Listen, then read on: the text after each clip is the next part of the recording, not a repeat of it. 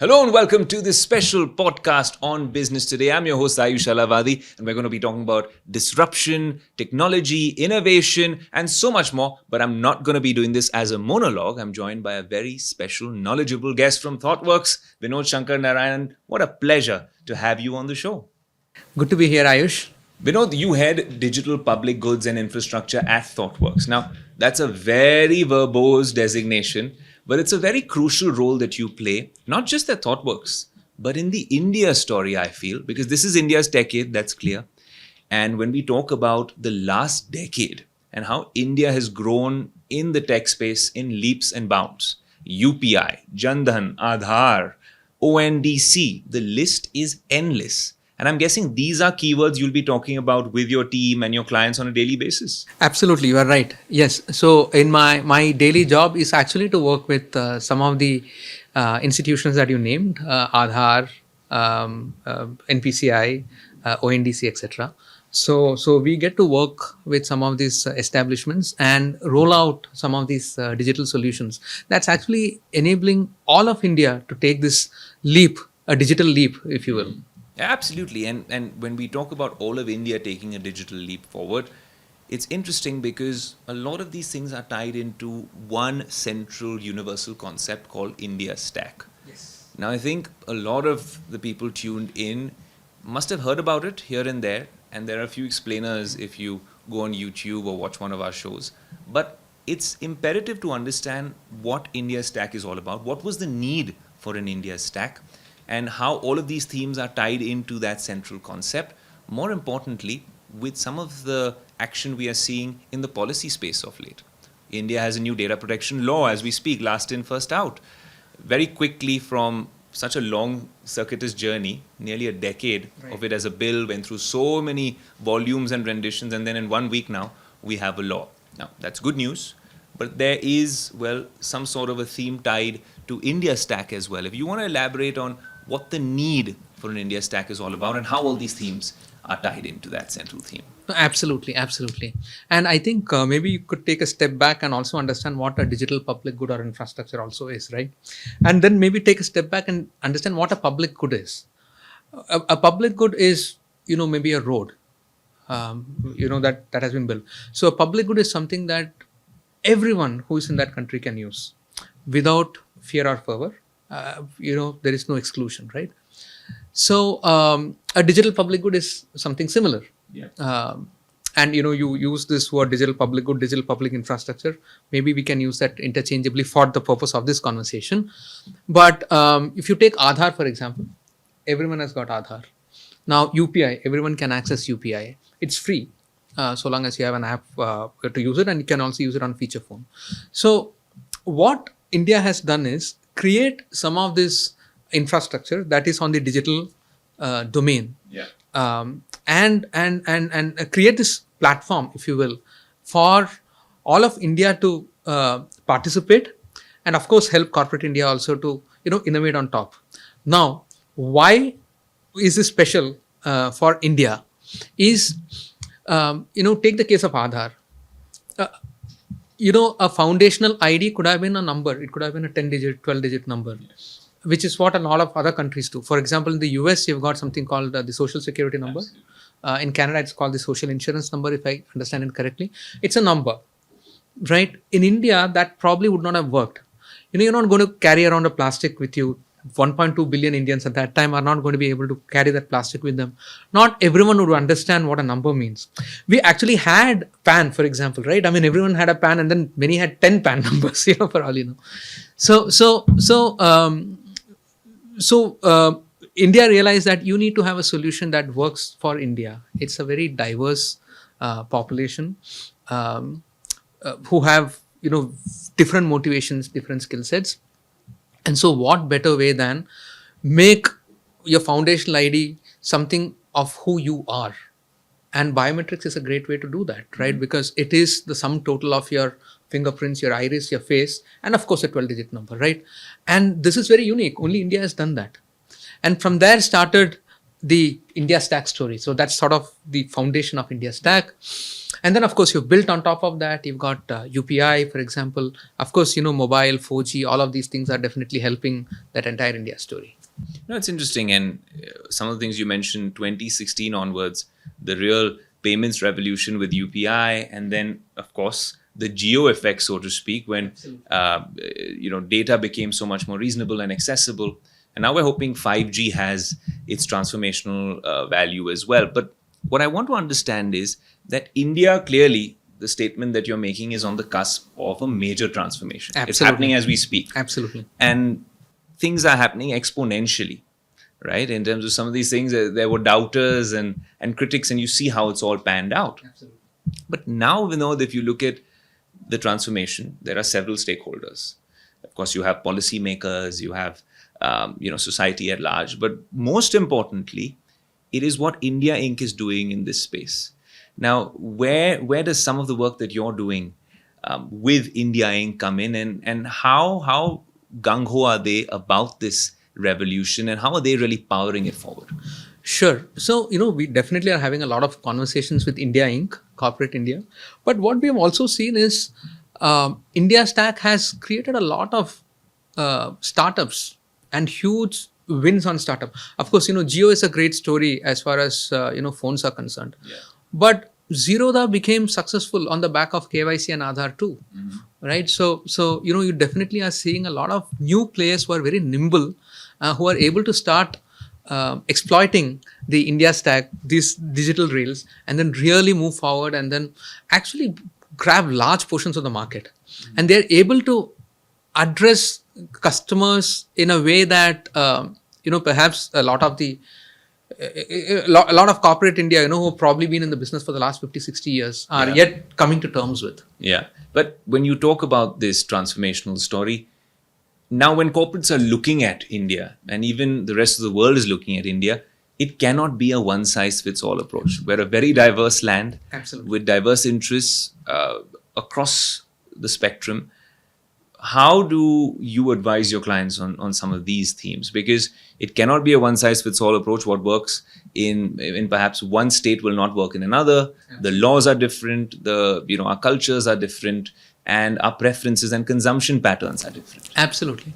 So I would to start that, right. I would perhaps segment India into 3 Indias. Okay. Right.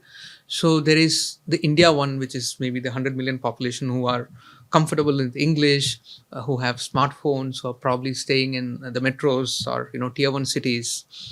And then there is India 2, who are probably staying in the tier 2 cities, who are perhaps more comfortable with the vernacular languages. Yeah. And then there is India 3, a vast 1.2 billion people who are, in some of our rural hinterlands, where I think digital economy has not really caught up as much as one would want to.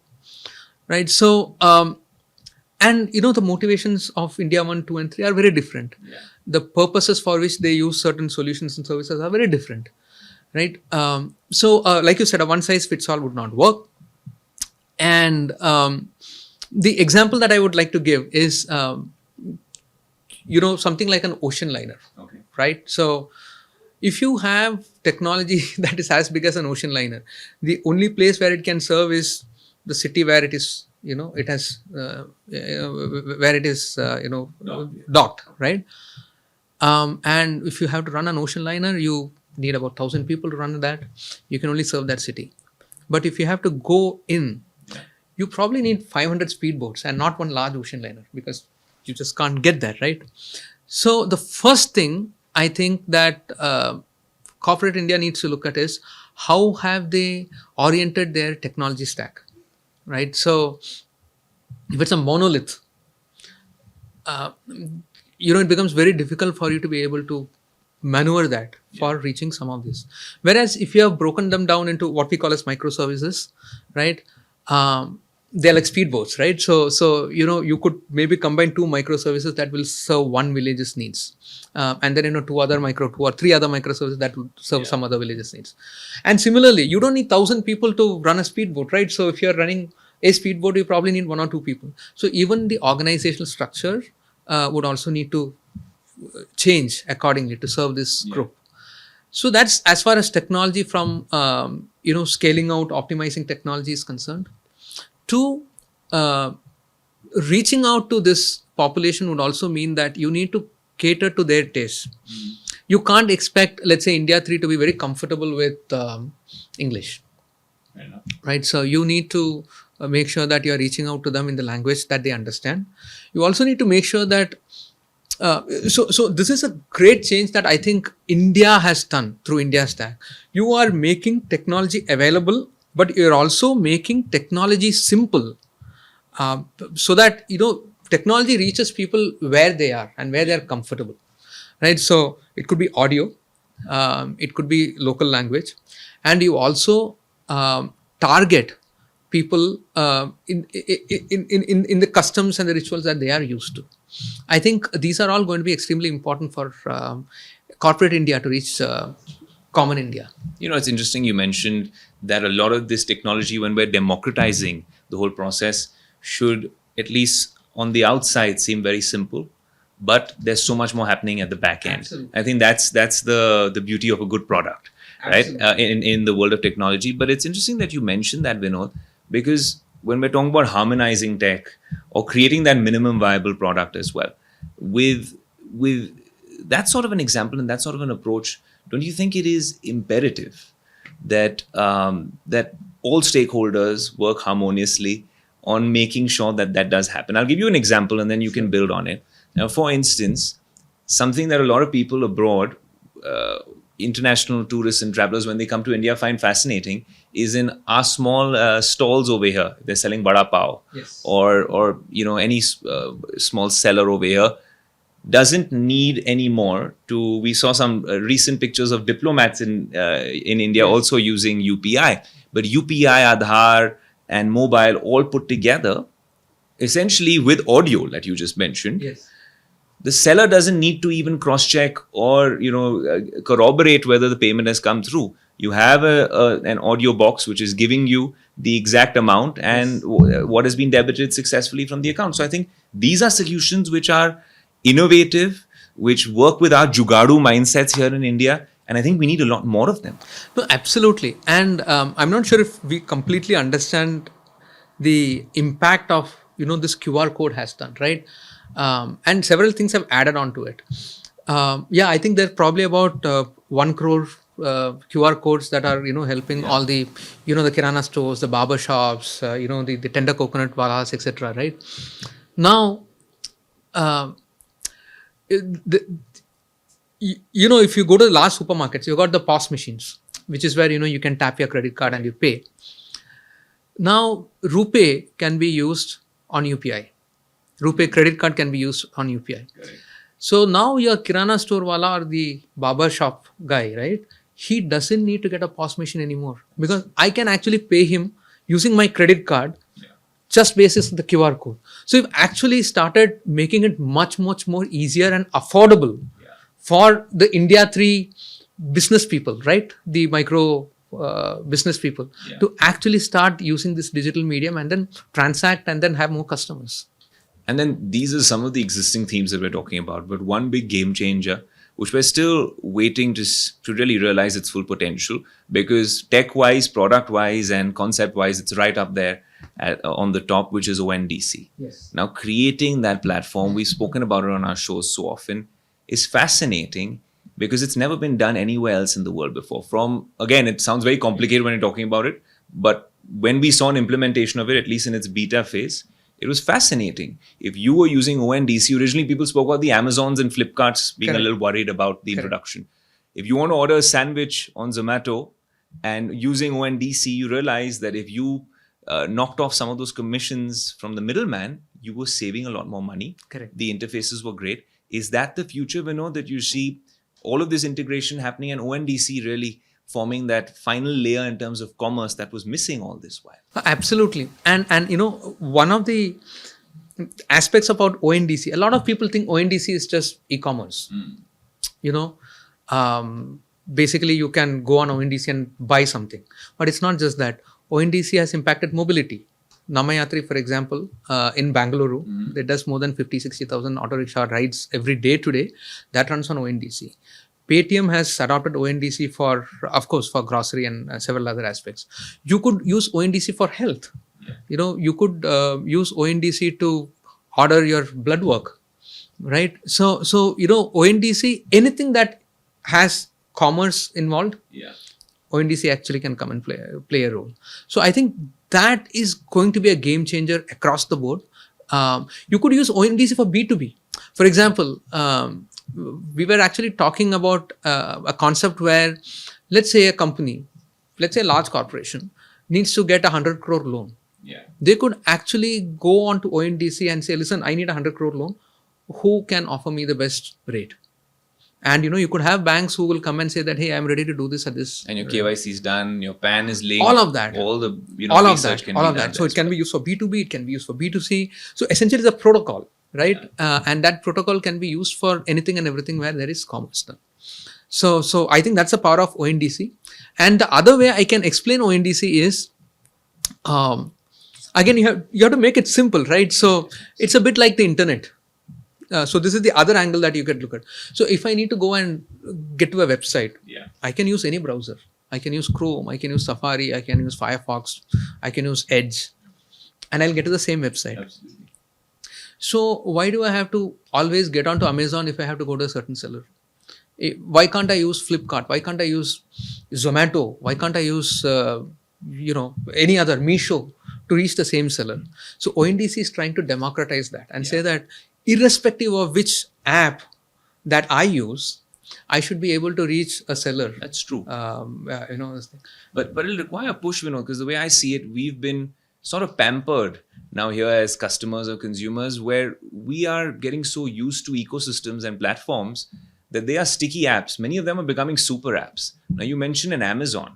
Now right from Amazon Pay to their video content, where they're cross-selling products, to a logistics service, right to their music and video service. We are already so entrenched in that ecosystem, with a hardware outpost being your Echo device or something like that, that we really do need a strong sort of platform competing with them. While ONDC sounds great in theory, in practice I feel it'll take some time and a really strong force to disrupt the existing players. No, absolutely. And I do think that's a place where India Inc.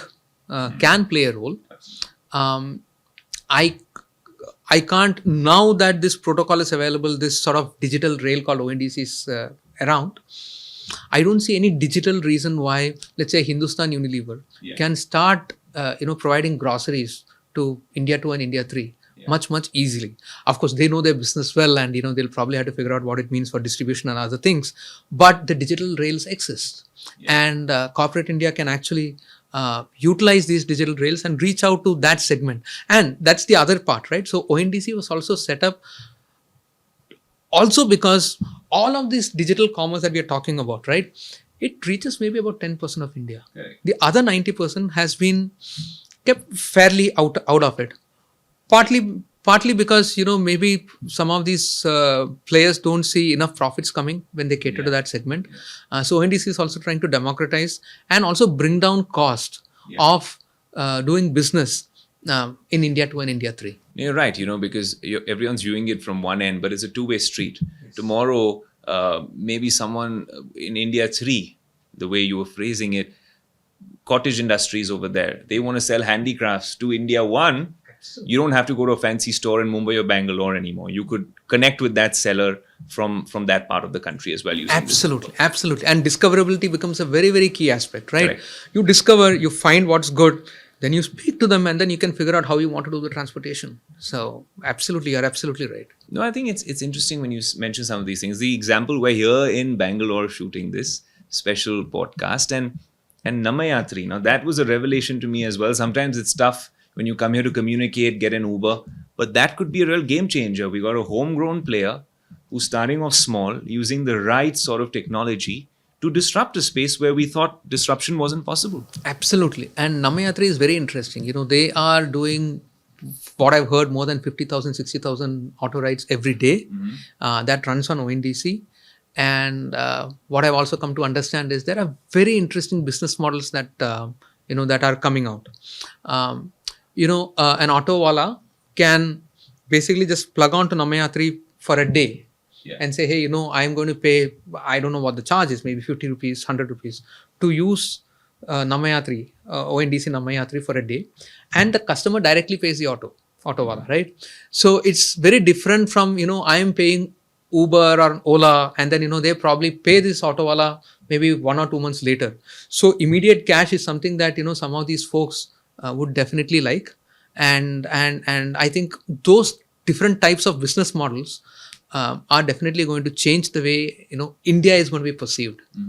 And if I can take that example one step forward, right? So I actually was thinking today morning before I came for this podcast, right?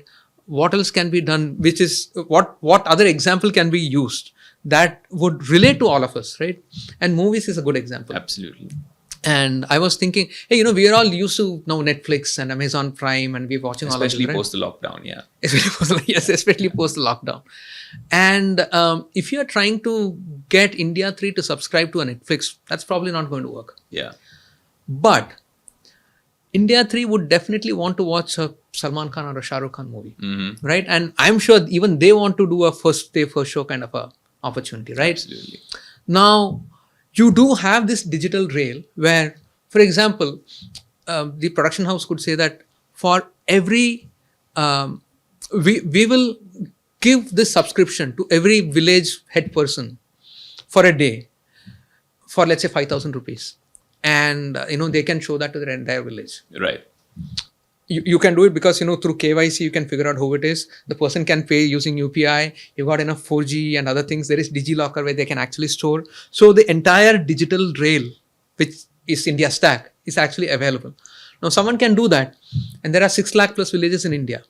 Now, let's say 3 lakh villages decide to take it for 5,000 rupees. That's 150 crores. An additional stream of revenue. An additional stream of revenue. First day, first show. Yeah. Right? A new audience that you're tapping into A altogether. completely new audience. Otherwise, this set of people are not going to go to a movie theater to watch it. They're probably not going to spend that 400, 500 rupees to watch that movie. They'll wait for 4-5 months, maybe see some pirated version on YouTube at some point, etc. But here, there's a new audience that you're tapping. The rails already exist. Yeah. And who could do it? It could be Airtel, it could be Jio, because they have the distribution, they're already there. And this could be diversification for some of India Inc.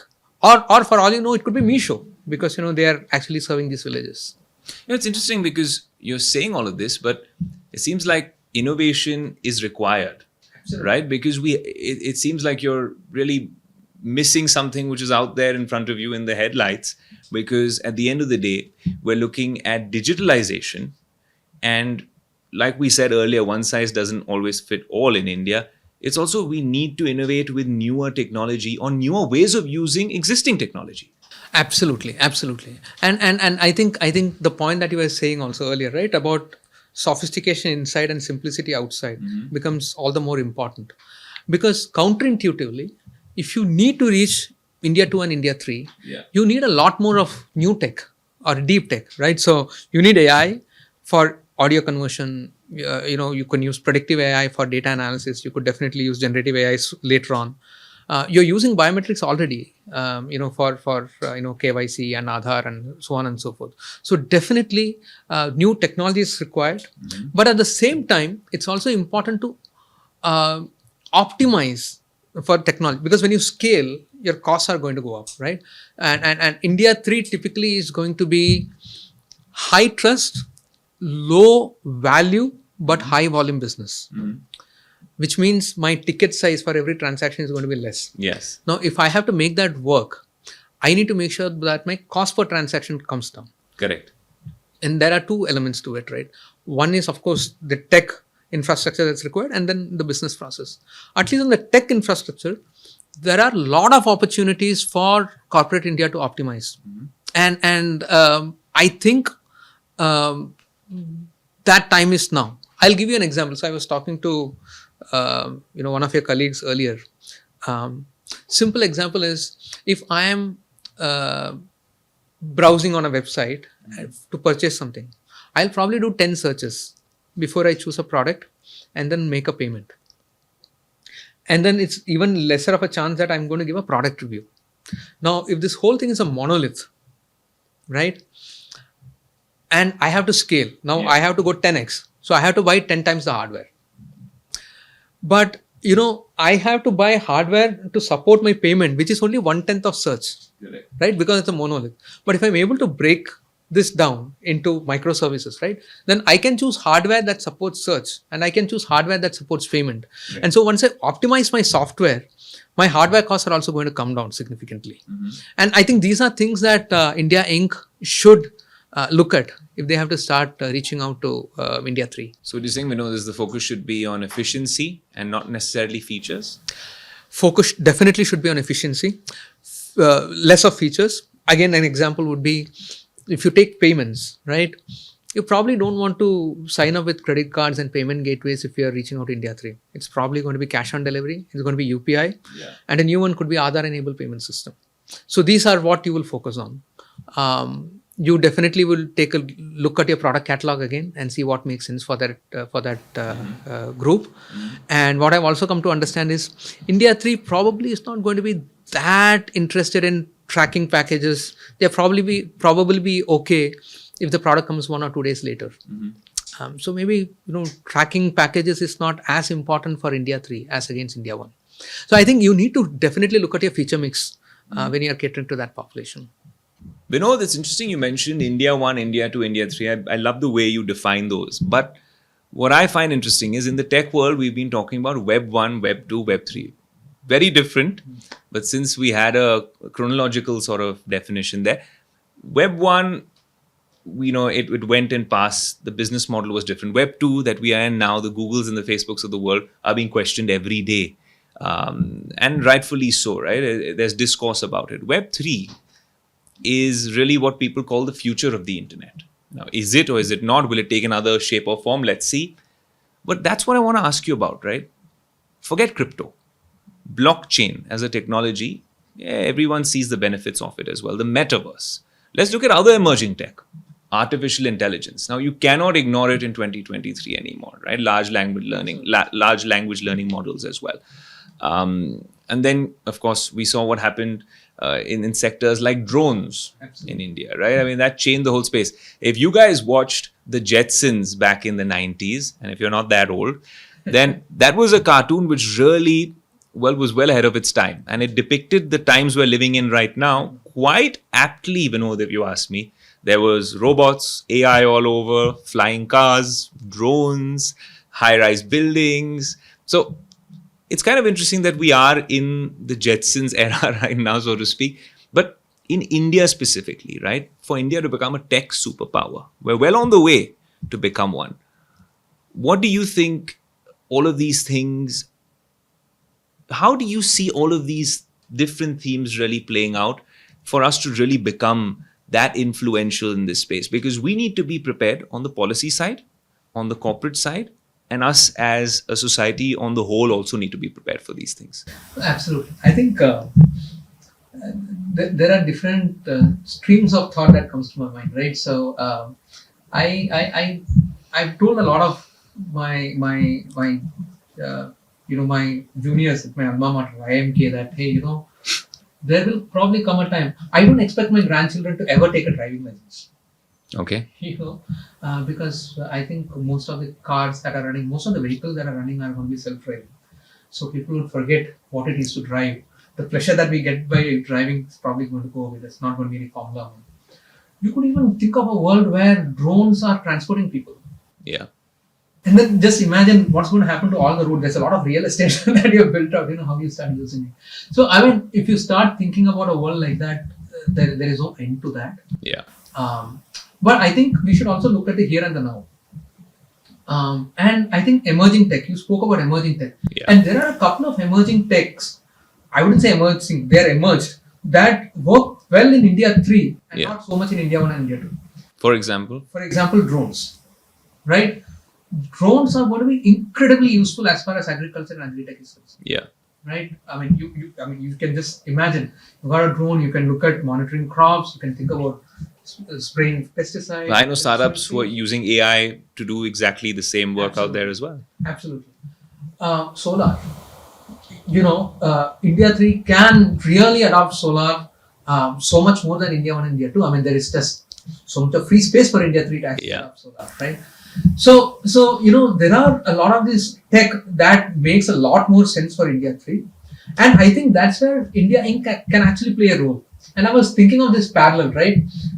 We get credit cards. Sitting in Bangalore, I get credit card, and one of the privileges that I get by a credit card is, you get lounge access at an airport.